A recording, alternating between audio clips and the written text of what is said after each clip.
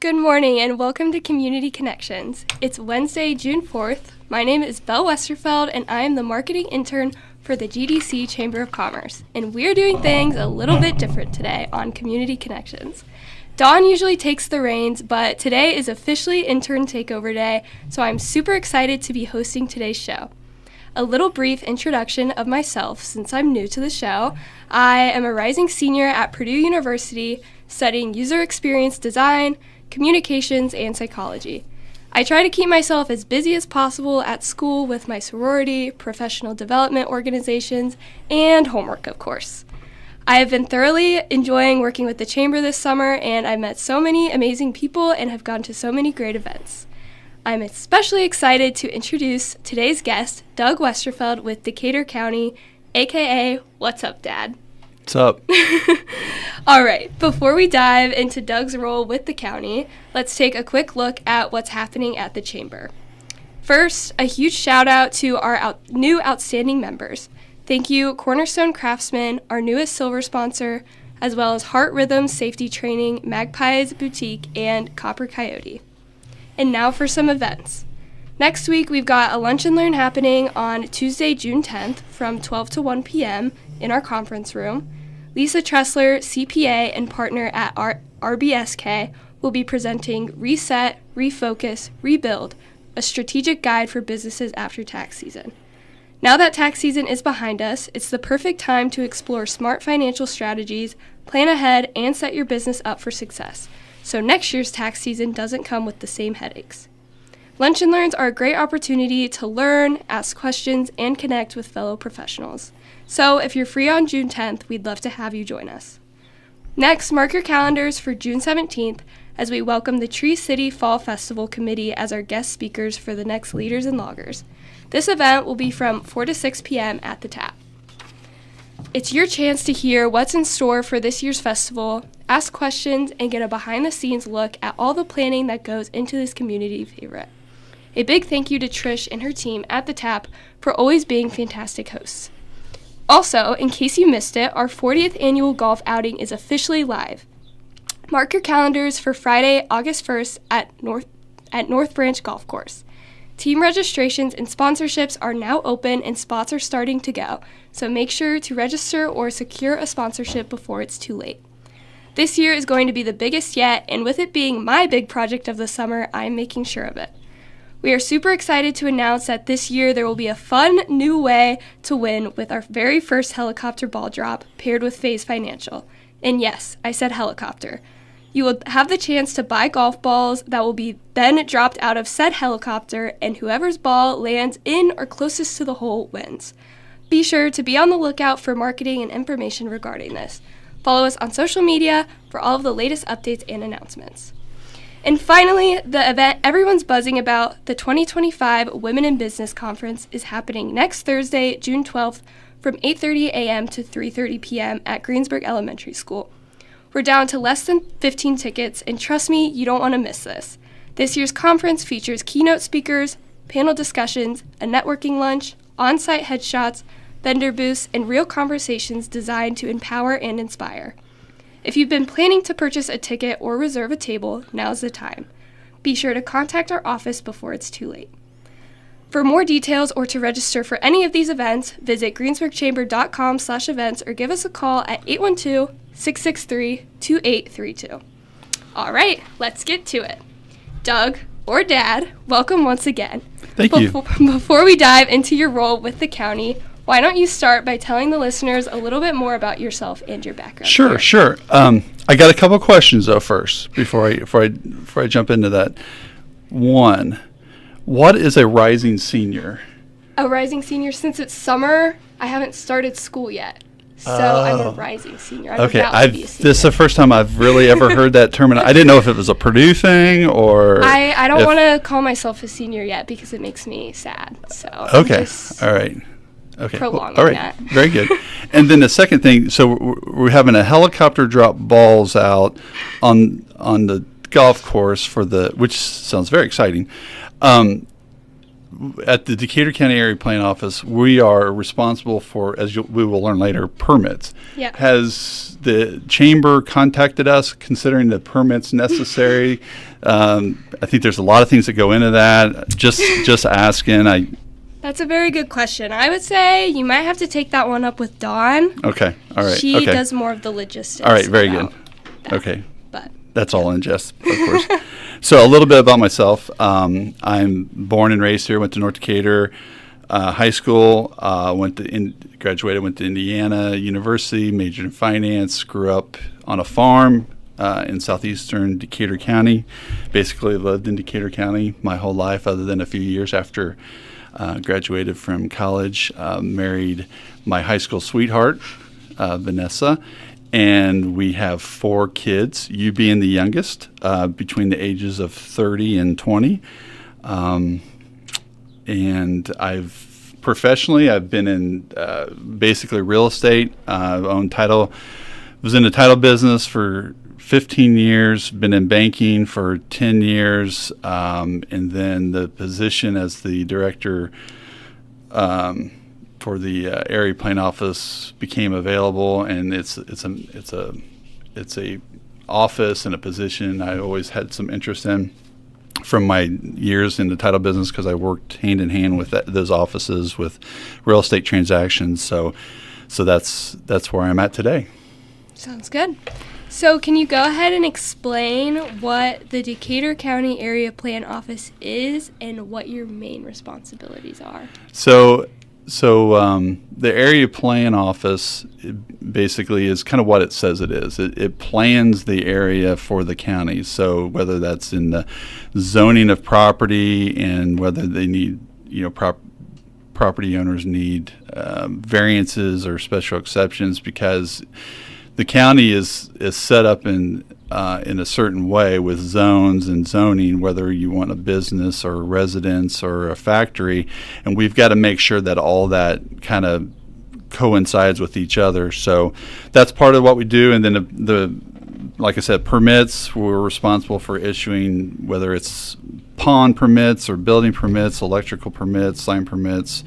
We're responsible for addresses, and if there's address changes, when people have properties, land surveys completed, they are sent to our office for approval. And then, of course, with the building permits, when people are building property, they've got to have inspections done, and we have a building inspector that goes out and does those inspections to make sure that those properties are being built to code. I see. So you talked about zoning and rezoning. So what does that involve, and maybe give an example of how that's handled? Yeah, so everything in the county is in a zone. There's agricultural zones, there's residential zones, there's business zones, there's industrial zones. So everybody's technically already within a zone. So what rezoning does is, if I have, for example, where we live, that was a cornfield, and it was zoned A1 for agriculture. This is the typical rezoning that we see. Before we could build the house that we live in and you have grown up in, we had to have that property rezoned from an A1 to A2 in order for us to build a residence there.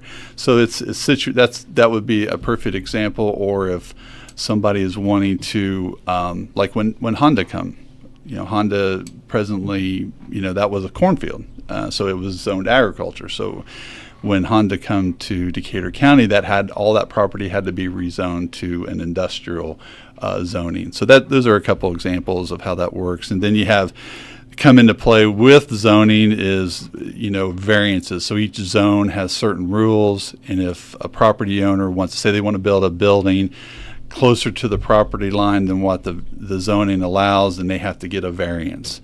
Or say a property owner lives in their house, and they want to run this small little business out of the house, then they may require to get a special exception because the property is zoned as a residence. But if they're going to run their little accounting firm or something like that, they've got to get a special exception for that.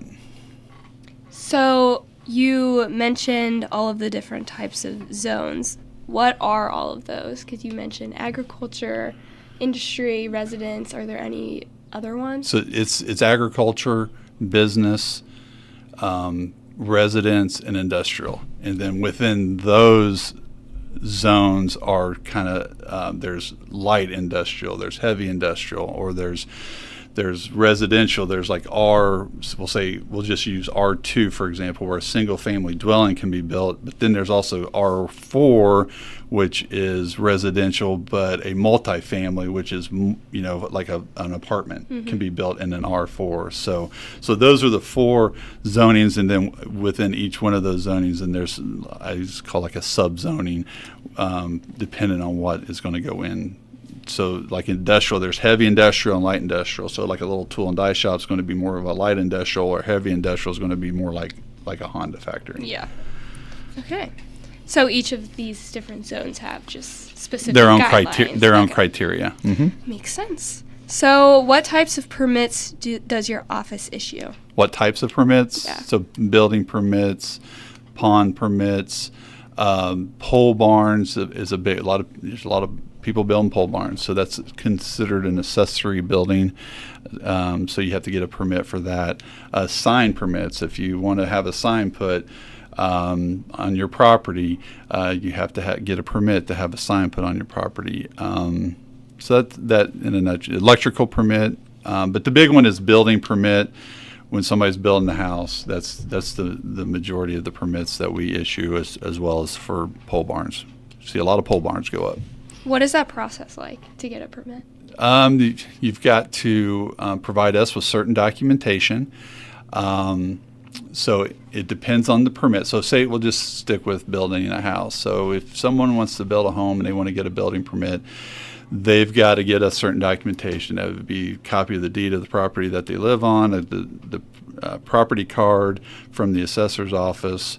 We have to make sure that septic can go on the property. They have to give us a driveway approval from the county highway department. And then the biggest thing is the plans and specs. So we have a building inspector who does a fabulous job in our office, as well as the other ladies. But he wants to review those plans to make sure that the property is being built to code, plus so that when he goes out there as it's being built, they're following the plans that were proposed or presented to him at the time that the permit is being requested. So once those have been reviewed, those plans have been reviewed and approved by our building inspector, then at that point, then we will issue a building permit. And then also at that time is when we will issue an address for the property. So that all comes through our office as well. The address, whether it's an address change or it's a new address, those are issued out of our office as well. So that kind of gives you an idea of how the permit process works, especially for building a home, and that's a majority of what we see. Yeah. So you talked about the building inspection process. Does that only happen when you're going through the permit process, or are there other scenarios to where you're inspecting buildings? Well, no, it's just while they're being built, to make sure they're being built to code. So, and each type of permit has certain parameters that the inspector has to go by, as far as how often they go out there. Whether is a footer inspection at first, and then it's the rough-in inspection at a certain point, and then you get to the point where it's a final inspection, and that's basically where, okay, you've built this house to the plans that you presented. It is all built to code. We do a final inspection. At that point, our office either issues a certificate of occupancy. If they're going to, if it's a residence, we're going to issue a certificate of occupancy, or if it's just like a whole building, it'd be a certificate of completion. So, which that certificate of occupancy is critical, because if the individuals building a house are getting a loan or want to get a loan to pay, a mortgage, the lender will require a certificate of occupancy before they'll loan them the money to make sure that it's occupable. I see. So you also talked about assigning addresses earlier. Mm-hmm. How do you go about assigning these addresses in the county, and why is this important? So two things. Assigning it is basically software. It's a software that I have, and it basically locates the property depending on, where I put the cursor, basically. So it's all a numbering system. And so that's how I assign them. It's through the software. And so I take a look at the other addresses around it, make sure it makes sense, and then I assign them that number. So, everything, your roads are already predetermined. It's the number. So the critical part of assigning the correct number and making sure it all aligns is 911. So if somebody calls 911 for an emergency, we got to make sure that the addresses that we're giving out to the community make sense with the 911 software. So if somebody has an emergency, that the fire and the ambulance can all, or the police can all get to there, so that they know that that's the correct spot to go to.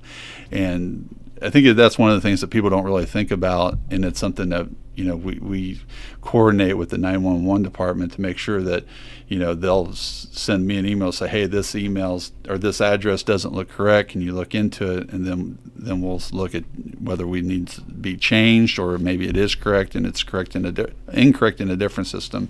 But that's the most critical part about the addresses, is to make sure that the emergency departments within the county, and even outside the county, as far as that's concerned, can get to that property if there's an emergency.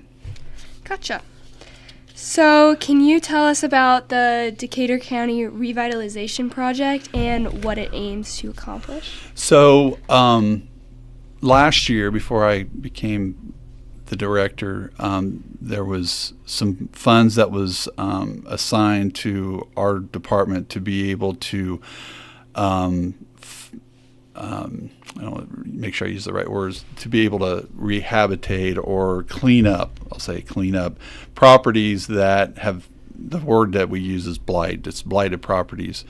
So the committee, they decided to call it the Decatur County Revitalization Project, so that we could take those funds on properties that have, there's certain ordinances within the county that you have to keep your property up to a certain, whether it's trash in the yard or vehicles just sitting around that aren't, that don't have whether a license or registration, or sitting out in the roads, and this allows us to go and clean those properties up. So it's I know it's kind of been in the news with some of our commissioners meetings, and so it's a critical project to make sure that we can keep the properties, because property values can be determined on your neighborhood, right? So we want to make sure that properties are staying cleaned according to the ordinances that are in the county, and these funds and this project allows us to do that for the county. So makes sense. So when I was at the commissioners meeting, is that what that was? That's what that was. Yeah, well, absolutely. Now I understand. So could you explain the comprehensive plan now? So communities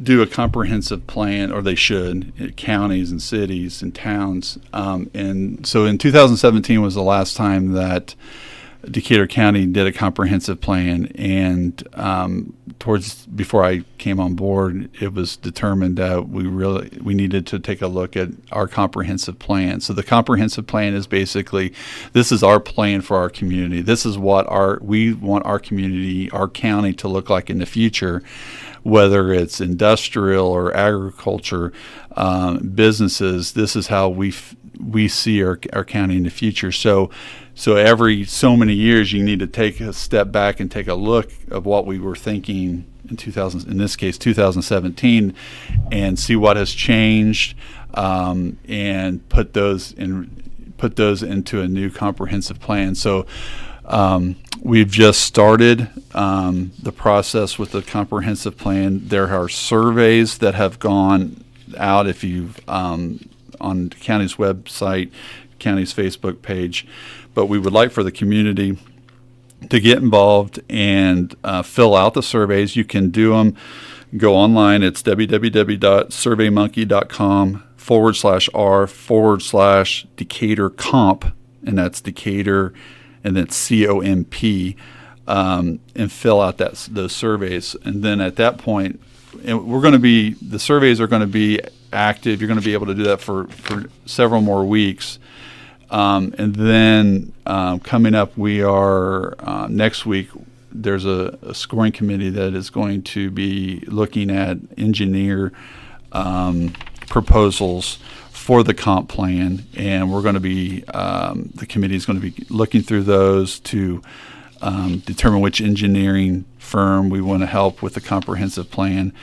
And then once that occurs, then we'll start with the public engagement, and that's where we'll get the public involved. We'll ask some members of the community to be part of committees, and the goal is to have the comprehensive plan completed by November of next year. That's the plan.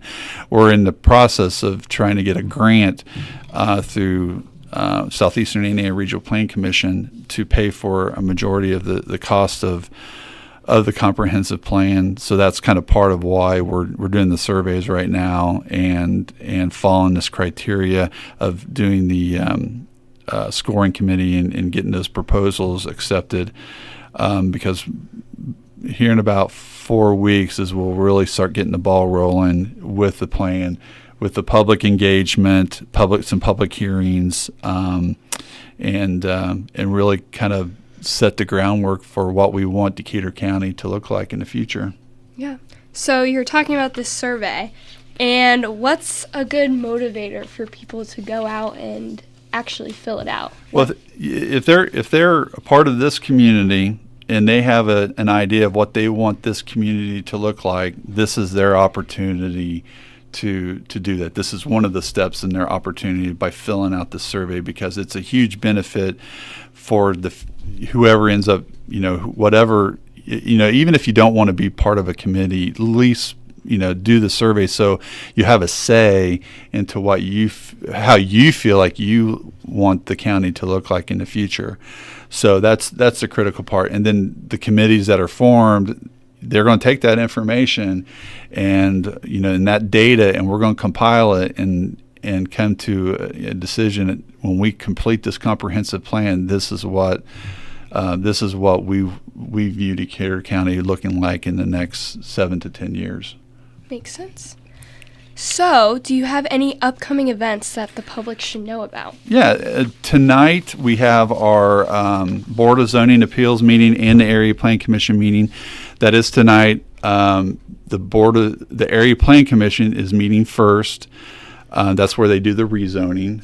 So I think we got 5 petitions. That's at the high school. It's at the Greensburg Auditorium at 6:30, and then once it is completed, then we will have the Board of Zoning Appeals, and there's one petition on the docket for that, and so that is set to begin at 7 p.m. That's the time that's been advertised. So we've got 5 petitions for the Area Plan Commission, so that might run a little bit longer than a half an hour, but by as far as legal notice, the Board of Zoning Appeals meeting is at 7 p.m. tonight at the Greensburg High School, and enter through door 1, S as in Sam. All right. Sounds like there's a lot of good stuff coming up. But to end this episode, I have a few fun questions that I pulled out of my sleeve. So, what is your favorite part about your job? I like working with the public, but I love maps. I just have you this do thing. Love maps. I just have this thing about maps, and it's just I always there was a time where I thought if I could get a job where maps were a critical part of my job, and I've got it. It's so yeah, I love maps, and I love looking at properties with maps and figuring out what's the best use, and yeah, I like maps. Yeah, you do. I actually have a funny story regarding that. One time I was on my way back from school and my phone died, and there were a lot of roads closed, and I just couldn't get back the way that I normally do. And I call my dad, my phone's at maybe 5%, and he writes out for me exactly how to get back home. Yep. And my brain just doesn't work like that. So basically I had to turn around and go back to school because it just wasn't working out for me. But that definitely attests to your love of maps. Yep. Also, what did you want to be when you grew up? When you were younger? An architect. Okay. So how That's does that for all compare? those people that watch Seinfeld. Okay. I don't watch Seinfeld, so I So wouldn't know. I wanted to be an architect, Okay. just like George Costanza. Okay. If you had to switch jobs with anyone in the city or the county for a day, who would it be and why? Just for a day. Just for a day. Just for a day. Yeah.